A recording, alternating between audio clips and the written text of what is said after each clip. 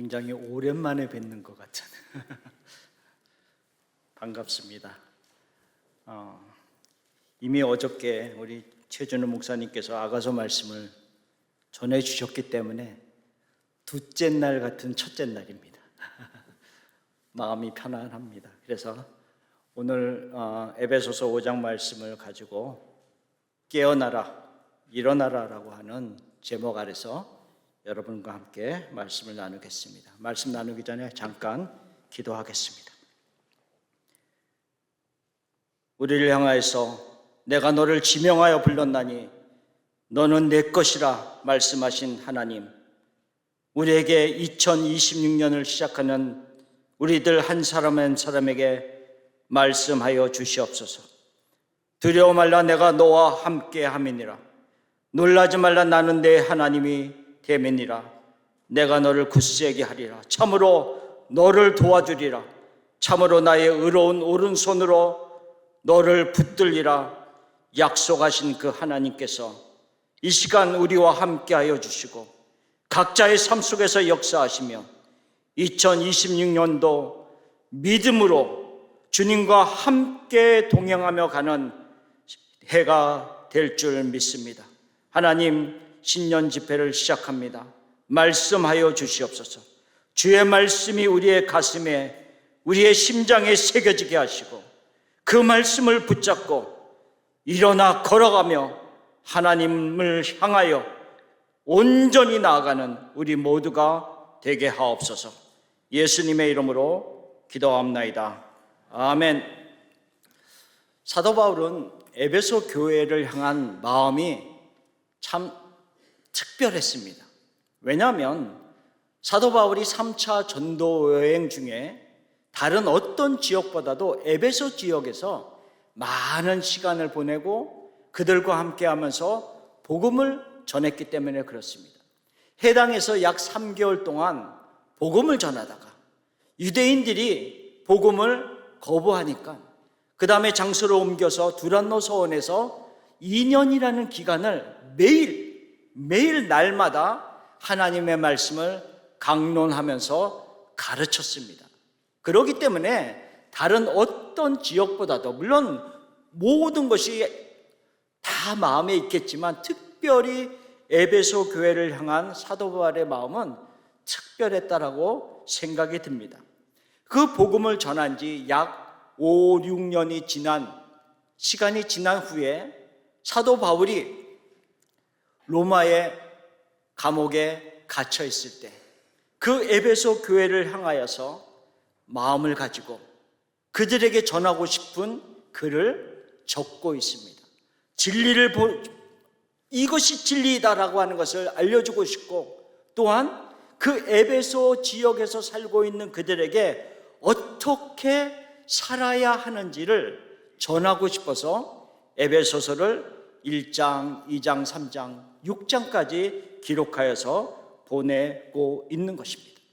우리가 오늘 읽은 본문 5장 14절에 보면, 그러므로 이르시기를 잠자는 자여 깨어서 죽은 자들 가운데서 일어나라.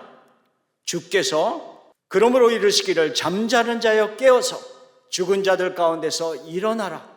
그리스도께서 너에게 비추이시리라 하셨느니라 라고 하면서, 여기에 보면 잠자는 자들은 깨어나고 그리고 죽은 자들 가운데서 일어날 것을 말하면서 에베소 교회의 성도들에게 전하고 싶은 간절함을 전하고 있다는 거죠. 왜냐하면 에베소 지역은 신앙생활을 하는데 그렇게 만만한 쉬운 곳이 아니었습니다. 그 당시 고대 7대 불가사의라고 할 정도로 큰 아데미 신전이 있었습니다. 그 아데미 신전을 기준으로 해서 모든 경제가 돌아가고 있었습니다. 그렇기 때문에 그 신전을 섬기는 것에서 벗어난다라고 한다면 경제력에서도 벗어나야 되는 그런 위험을 자기가 감수해야 되는 어려움이 있었습니다. 점성술이 있었고요, 마술이 있었고요, 온갖 미신이 있었습니다. 그리고 이곳은 무역 항구였기 때문에 경제적으로 다른 면에 있어서 부요함을 누리는 여러 가지가 신앙생활을 하기에는 그렇게 좋은 환경은 아니었습니다. 그렇기 때문에 사도 바울이 에베소 교회 성도들을 향해서 이렇게 외치고 있는 겁니다. 잠자는 자여 깨어나라. 잠자는 자여 깨어나라라고 먼저 외치고 있는 겁니다. 첫 번째, 잠자는 자여 깨어나라라고 하는 의미가 무엇인지를 우리가 먼저 생각해 보겠습니다. 혹시 여러분들 이런 적이 있습니까? 낮잠을 자든지 아니면 그냥 뭐 저녁에 잠을 자든지 자다가 깨어났는데 깨어난 순간 오늘이 무슨 요일이지? 오늘 내가 무슨 일이지? 몇 시지 지금? 여기가 어디지? 혹시 이런 경험을 해보신 적이 있습니까? 가끔 있습니다. 오늘이 무슨 요일이지? 어제 주일날 교회 갔으니까 오늘 월요일이구나. 이러면서 깨어날 때가 있습니다. 그러면서 의식을 차리는 거예요. 인식한다는 거죠.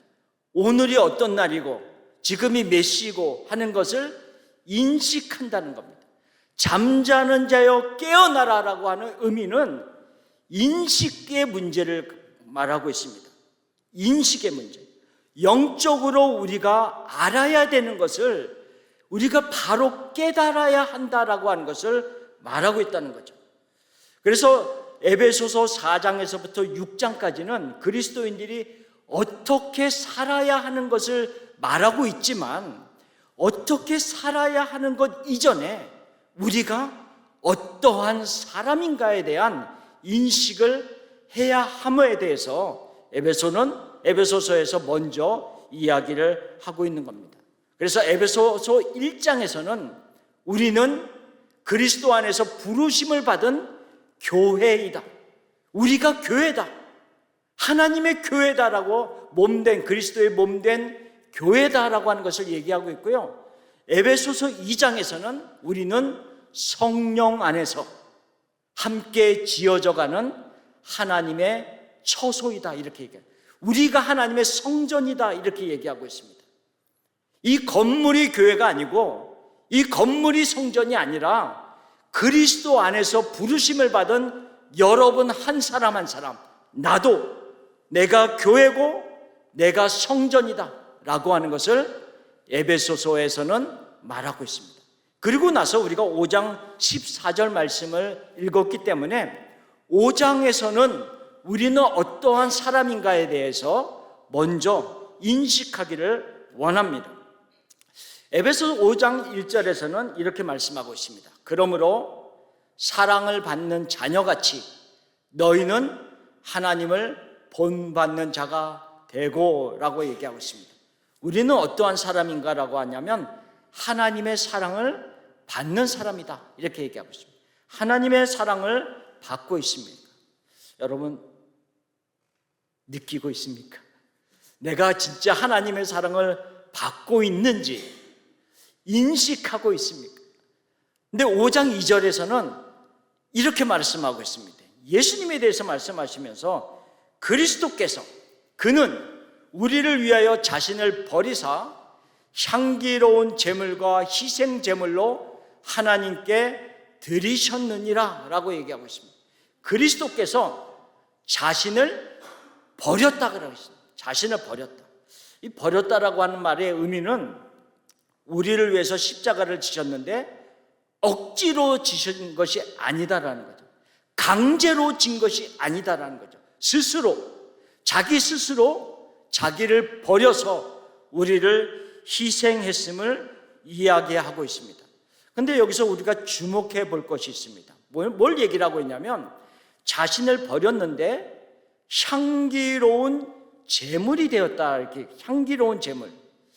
혹시 여러분들 어려서 생활하면서 이런 경험이 있습니까? 혹시 짐승을 태우는 것을 냄새를 맡아본 적이 있습니까?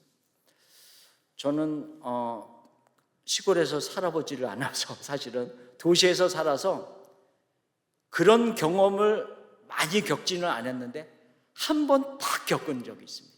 자세히 제가 설명은 안 드리겠습니다. 왜냐하면 그것만 기억날까 봐. 근데 한 번 제가 그것을 경험한 적이 있습니다. 근데 그 냄새가요, 결코 향기롭지 않습니다. 짐승을 태우는데요, 결코 향기로운 냄새가 아닙니다. 근데 한번 생각해 보십시오. 이스라엘 백성들은 짐승을 태워 죽이는데, 번제로, 화제로 태워 죽이는데 제물로 드릴 때 한 마리만 드리는 게 아닙니다. 얼마나 많은 사람들이 와서 수많은 짐승을 잡아서 번제로, 화제로 드린다라고 생각한다면 그 냄새가 어떨까라고 여러분 생각하십니까? 비위가 약한 사람은요, 아마 코를 꽉 막을지도. 오래전에 이런 기사를 봤습니다. 어느 선교사님이 이스라엘에 가서 진짜 짐승을 잡아서 제사를 드리는 것을 경험하기 위해, 보기 위해서 선교사님이 방문했습니다. 그런데 현재 유대인들은 그런 제물을 드리는 경우가 없잖아요. 그런데 아직 사마리아 지역에서 그렇게 짐승을 잡아서 제사 드리는 곳이 있음을 알고 찾아갔습니다. 근데 그 선교사님이 글을 쓰는데 뭐라고 썼냐면, 그 제사 드리는 곳이 저기 멀리 떨어져 있는데 벌써 멀리 떨어져 있음에도 불구하고 냄새가 진동을 한다는 거예요. 냄새가 진동을 한다. 도저히 그냥 맡을 수 없는 냄새. 그런데 지금 성경에서는 뭐라고 얘기를 하고 있냐면 향기로운 제물이다라고 얘기를 하고 있습니다. 그것이 어떻게 향기로운 제물이 될 수 있을까? 레위기 1장 9절에는 이렇게 말하고 있습니다. 제사장은 그 전부를 제단 위에 불살라 번제를 드릴지니 이는 화제라, 여호와께 향기로운 냄새니라. 하나님은 왜 이 냄새를 향기롭다라고 말씀하고 있느냐라고 하는 겁니다. 하나님께서 인간을 하나님의 형상을 따라 지으셨습니다. 우리를 창조하시고 나서 뭐라고 말씀하세요? 보기에 너무 좋았다라고 그랬어요. 너무 좋았습니다. 얼마나 아름다웠겠습니까? 그런데 그 인간이 죄를 범하여서 하나님과 단절됐습니다. 하나님과 단절됐습니다. 얼마나 아팠을까요? 한번 여러분들이 상상해 보십시오. 여러분이 지금 가장 사랑하는 사람, 가장 사랑하는 그 사람이 나와 교제를 단절하고 관계를 단절했다라고 한번 상상해 보십시오. 얼마나 아플까요? 얼마나 아플까요? 그런데 그 인간들이 죄를 범하여서 하나님과 단절이 되었습니다. 단절이 되었습니다. 창세기 6장 6절에 보면 그 하나님께서 인간들을, 죄를 짓는 인간들을 바라보시면서 뭐라고 말씀했냐면, 인간을, 사람을 지으셨음을 한탄하고 마음에 근심했다라고. 근데 여기서 한탄했다라고 하는 히브리어 나함과 근심했다라고 하는 히브리어 아차브라고 하는 이 단어가 어떤 의미를 내포하고 있냐면, 창자가 끊어지는 것과 같은, 그냥 담담하게 아픈 그런 의미가 아니라 마치 자녀를 잃은 부모가 애끓는 마음으로, 그런 심정으로 죄를 지은 인간들을 바라보고 있었다라고 하는 것을 말하고 있습니다. 그런데 그 죄를 지어서 끊어진 인간들하고 이어질 수 있는 것이 짐승을 잡아서 제물로 드림으로 말미암아 죄를 사함받는 것이기 때문에 하나님께서 그 냄새를 향기롭다라고 말하고 있는 겁니다. 물리적으로 향기로운 것이 아니라 우리의 죄를 사해 주시고 끊어진 관계와 교제를 다시 이어주는 그 냄새이기 때문에 향기롭다라고 말씀하고 있습니다. 그런데 구약에서는 그 제물을 또 드리고 또 드리고 또 드려야 됐습니다. 그런데 예수님은 이 세상에 오셔서 자기를 버리사, 자기를 우리를 위해서 버리사 향기로운 제물을 단번에 영원한 제사를 드림으로 말미암아 온전히 이루었습니다. 그러니 하나님이 그 예수님의 그 죽으심의 그 제물을 바라보시면서 얼마나 향기롭다라고 고백하겠습니까? 예수님은 우리를 위해서 십자가에서 죽기까지 우리를 사랑하셨습니다. 죽기까지 사랑하셨습니다.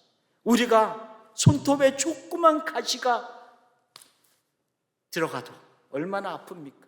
그렇죠? 그런데 예수님은 죽기까지, 십자가에서 죽기까지 사랑했습니다. 그러면 하나님의 측면에서 이런 생각을 해봅니다. 하나님은 물론 그 제물이 향기로운 냄새라고 하였지만 다른 측면에서 한번 생각해 봅시다. 하나님은 어떤 사랑을 우리에게 했는가? 하나님은 어떤 사랑을 했는가? 라는 측면에서 얘기를 합니다. 하나님은요, 가장 예수님이 필요한 그 시간, 가장 십자가에서 고통 가운데 하나님이 필요한 그 시간에 하나님이 예수님을 외면하셨습니다. 예수님이 십자가에서 나의 하나님 어찌하여 나를 버리셨나이까 라고 부르짖는 그 음성을 마치 듣지 않는 것처럼 외면하시고 예수님과 단절을 하셨습니다. 왜 예수님과 그 단절을 했냐면 우리와 연결하기 위해서, 우리와 다시 끊어진, 죄로 인하여서 끊어진 우리와 연결하기 위해서 예수님의 그 처절한 죽음, 고통을 외면하셨고 예수님과는 단절한 것과 같이 버리신 모습처럼 대했습니다. 그리고 우리가 하나님과 이어졌습니다. 하나님은 자기 아들을 아끼지 아니하시고 우리 모든 사람을 위하여 내어주신 그 하나님의 사랑으로 실천하셨다는 거죠. 그렇기 때문에 그 하나님이 무엇을 더 아끼겠습니까? 자기 아들조차도 내어주셨는데 무엇을 더 아끼겠냐라고 말씀하고 있습니다. 그 예수님의 죽으심, 그리고 하나님이 그 처절하게 죽어가는 예수님을 외면한, 단절한 그것으로 인하여서 하나님과 우리가 연결이 되어졌는데, 이 연결되어진 것을 하나님께서 다시 끊어지게 하겠습니까? 안 하죠. 할 수가 없죠. 도저히 그런 일들은 일어날 수가 없습니다. 그렇기 때문에 로마서 8장 38절 39절에 이렇게 말씀하고 있는 겁니다. 우리 다 같이 한번 힘있게 같이 읽어봅시다. 내가 확신하노니 사망이나 생명이나 천사들이나 권세자들이나 현재일이나 장래일이나 능력이나 높음이나 깊음이나 다른 어떤 피조물이라도 우리를 우리 주 그리스도 예수 안에 있는 하나님의 사랑에서 끊을 수 없으리라. 아멘. 우리가 하나님과 어떻게 연결이 되어졌는데 어떤 것이 이 사랑을, 이 줄을, 이 연결된 줄을 끊을 수 있겠습니까? 없습니다. 없습니다. 아무것도 없습니다. 이것을 인식하고 있느냐는 거예요.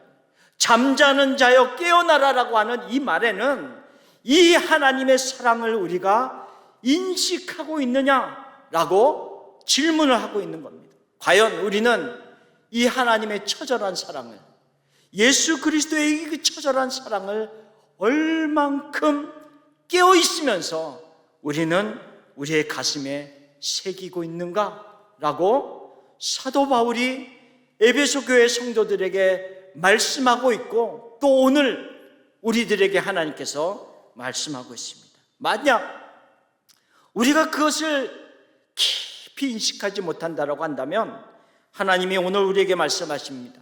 잠자는 자여 깨어라, 잠자는 자여 깨어나라라고 우리들에게 동일하게 말씀하시는 하나님의 음성입니다. 두 번째로 에베소서 5장에서는 우리가 빛이다 라고 말씀하고 있습니다. 너희가 전에는 어두움이더니 이제는 주 안에서 빛이라, 빛의 자녀들처럼 행하라 라고 얘기하고 있습니다. 우리는 이제는 더 이상 어두움이 아닙니다.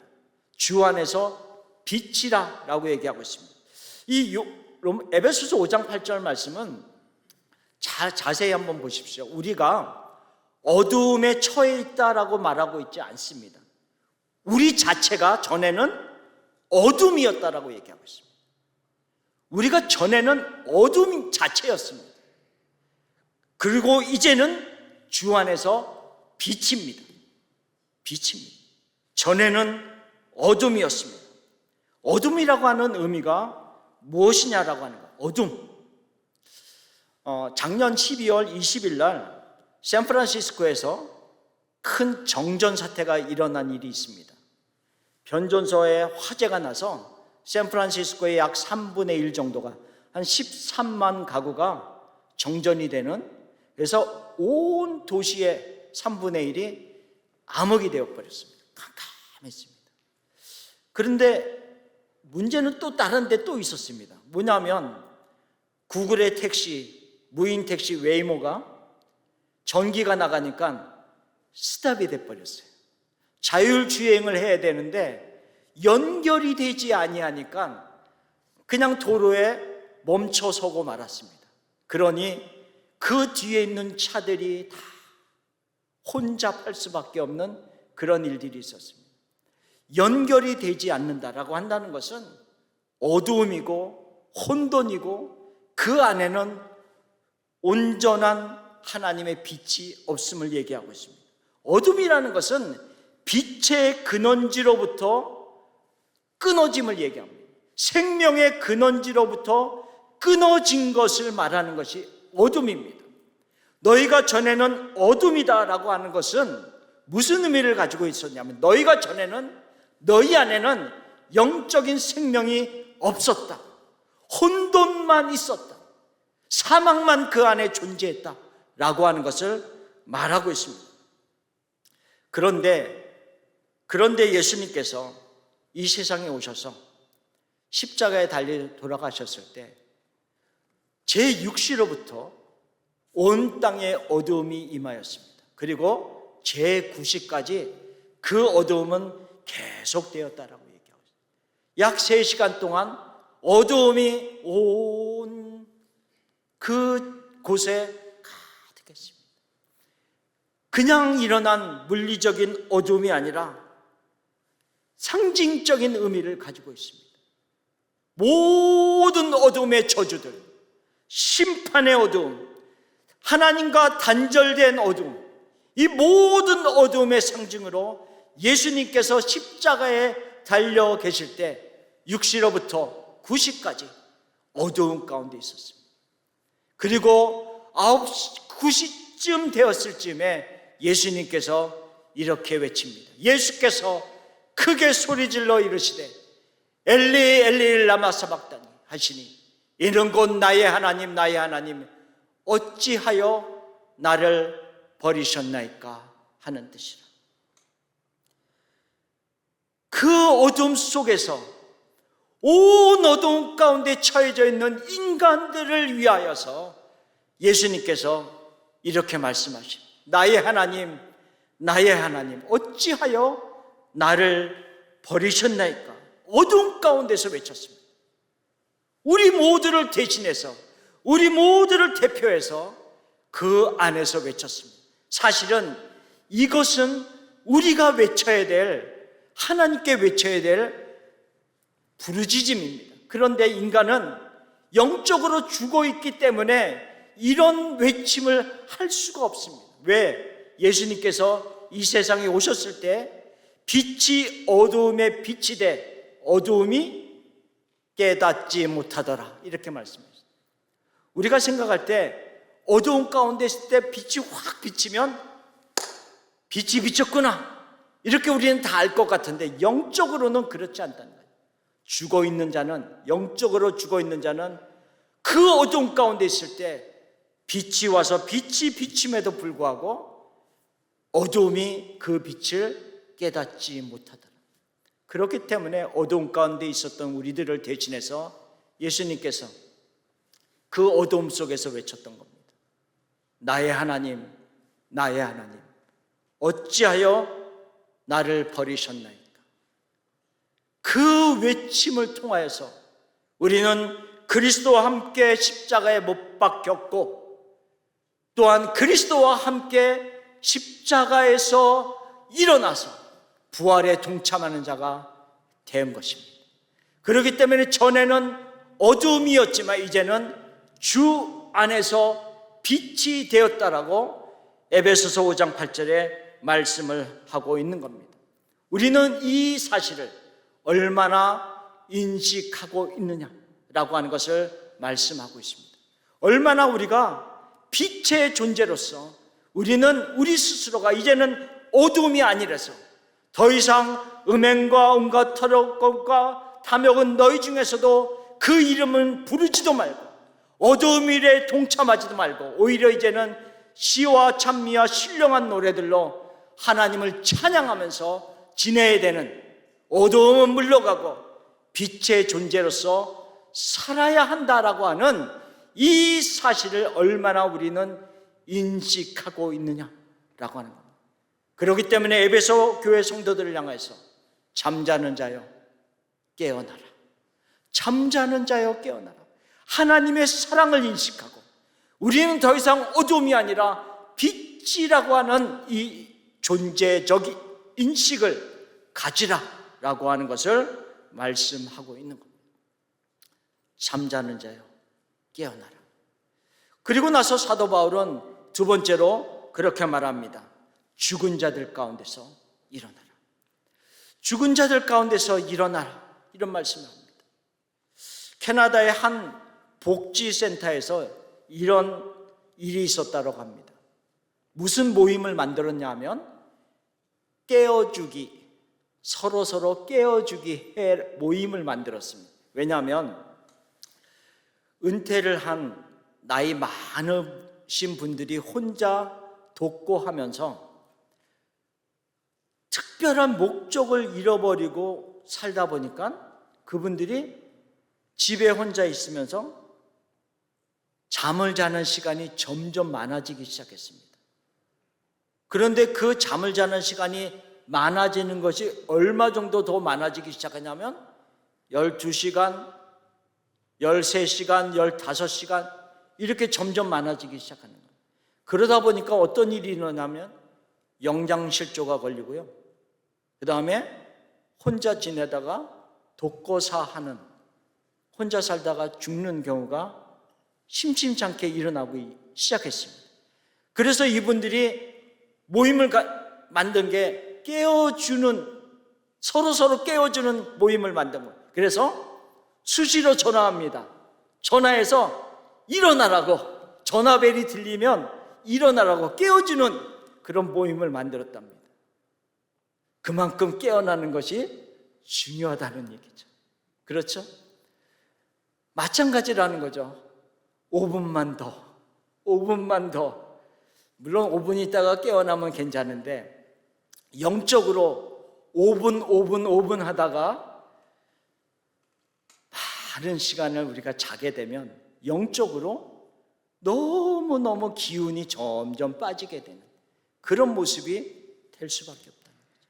우리는 죽은 자들은 아닙니다.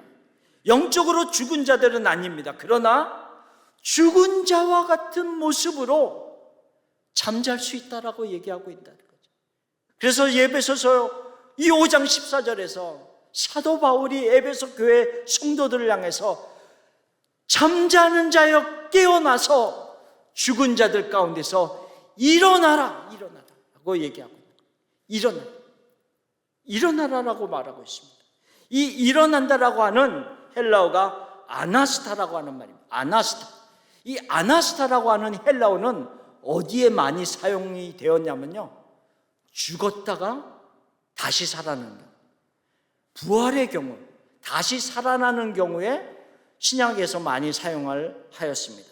그래서 여러분이 잘 아는 나사로야 일어나라, 나사로야 나오라 라고 하는 이 말씀, 요한복음 11장 43절에 이 말씀을 하시고 큰 소리로 나사로야 나오라 부르십니다.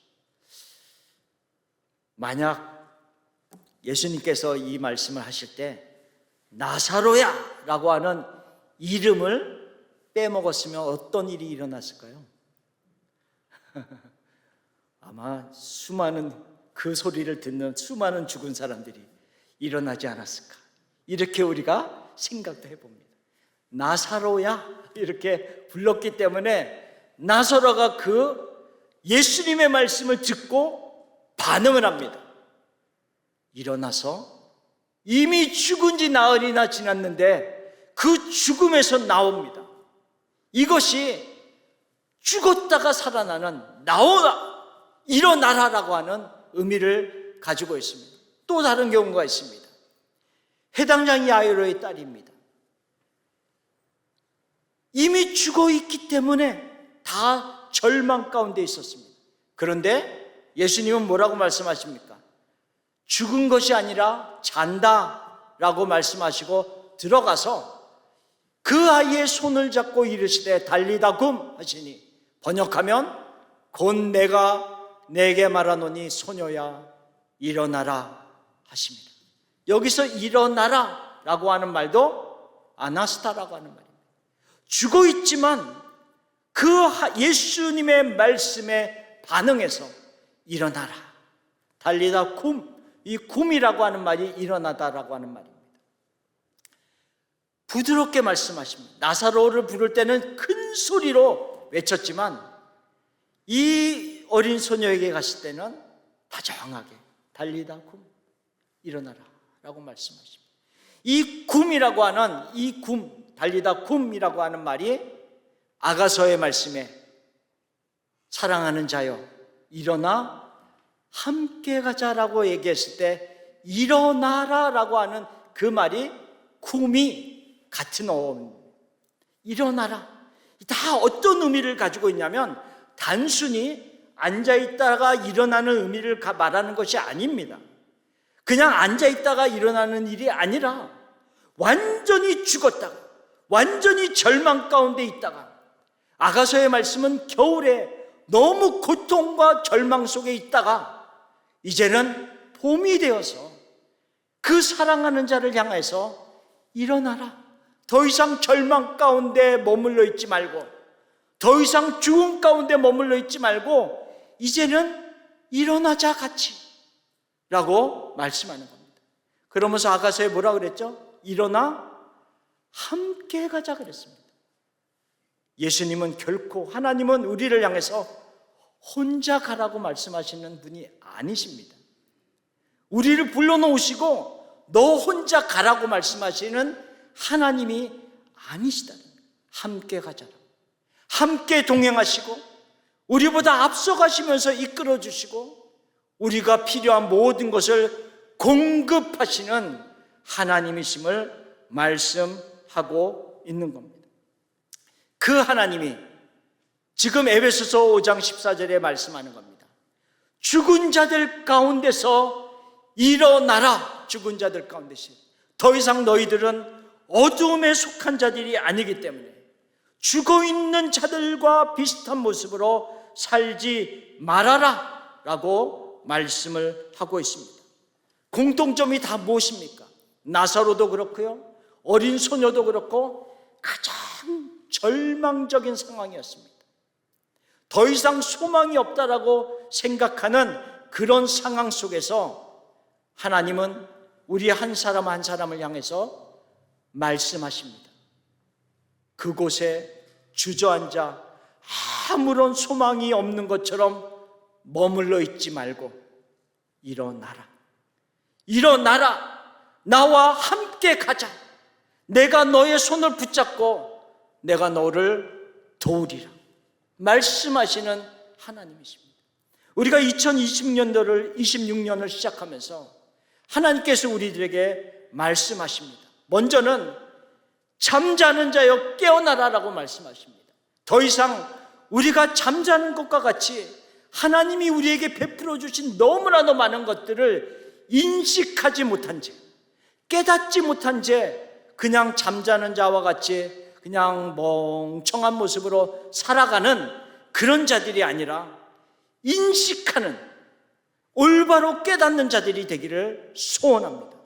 그리고 또한 우리가 원하기는 우리가 어두움에 속한 자들이 더 이상 아니기 때문에 이제는 어두움에 속한 것들을 벗어나서 하나님을 찬양하고 하나님을 예배하고 말씀을 묵상하면서 그 말씀에 반응을 하면서 살아갈 수 있는 2026년이 되기를 소원합니다. 왜냐하면 하나님은 나사로를 향해서도 말씀하셨습니다. 나와라, 무덤에 머물러 있지 말고 나와라 라고 말씀하셨습니다. 그리고 어린 소녀에게도 달리다 쿰 하면서 소녀야 일어나라 라고 말씀하셨습니다. 다 무슨 특징이 있습니까? 예수님이 말씀하셨습니다. 그리고 그 말씀을 들은 나사로가, 그 말씀을 들은 어린 소녀가 일어났습니다. 죽음에서 나왔습니다. 마찬가지라는 거죠. 우리가 죽음 가운데서 일어나기 위해서는 하나님의 말씀을 끊임없이 들어야 됩니다. 말씀을 묵상하십시오. 큐티하는 시간을 빼앗기지 말고 늘 하나님의 말씀을 묵상하고 공동체 성경 읽기를 통하여서 말씀을 듣고 말씀의 자리로 계속해서 나가는 그런 결심들이 우리에게 있기를 소원합니다.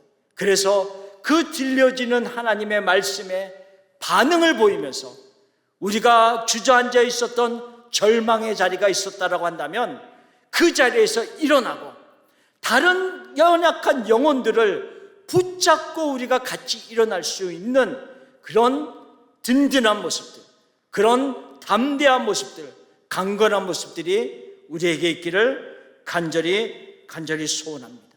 두 가지를 기억하십시오. 잠자는 자여 깨어나라. 그 다음은 죽은 자들 가운데서 일어나라 말씀하시는 그 하나님의 말씀에 반응하는 2026년이 되기를 간절히 예수님의 이름으로 축원합니다. 기도하겠습니다. 하나님 감사합니다. 우리가 잠자고 있었다라고 한다면 깨어나는 해가 되게 하여 주시고, 죽은 자와 같이 살고 있었다라고 한다면 그곳에서 일어나 하나님이 주신 사명을 가지고 하나님이 주신 말씀을 붙잡고 살아가는 2026년이 되게 하옵소서.